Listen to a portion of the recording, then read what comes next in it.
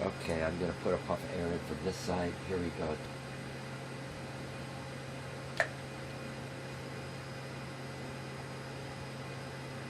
Wow.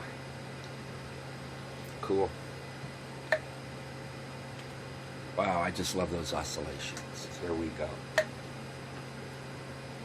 Okay. Let me switch it to a black background.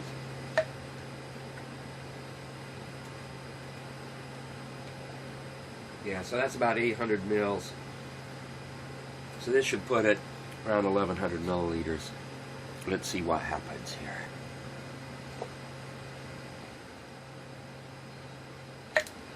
Oh, I just love that. Look at that. Amazing. Just one of these jaw-dropping moments.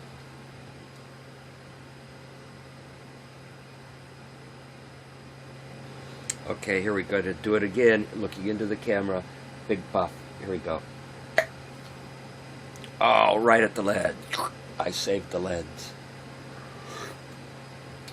What I'm planning to do is, after this whole series of experiments, I'll suck all this water up with the syringe, I'll put it back in bags, and I'll use it to make tea with, so I'll end up drinking my experiment.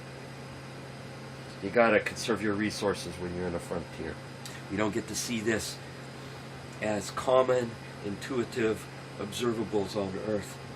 And so when we go into a frontier, our normal Earth-honed intuition no longer applies. And this rule works when you go to the bottom of the ocean or into the stratosphere or wherever you find your frontier under the stage of an electron microscope.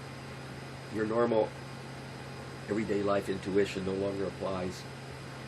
And that's why frontiers are rich in discovery, because things aren't the normal, they aren't the usual.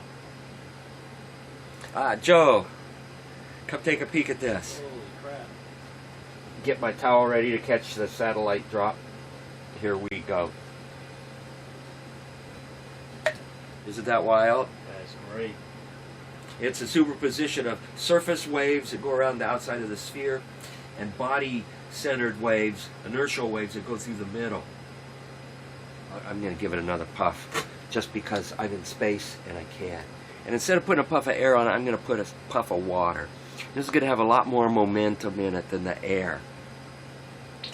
Whoa, whoa, I was afraid. Oh, look at that, cool. I squirted water through. Oh, isn't that cool? The water in the sphere went around the air cavity and formed a huge bubble.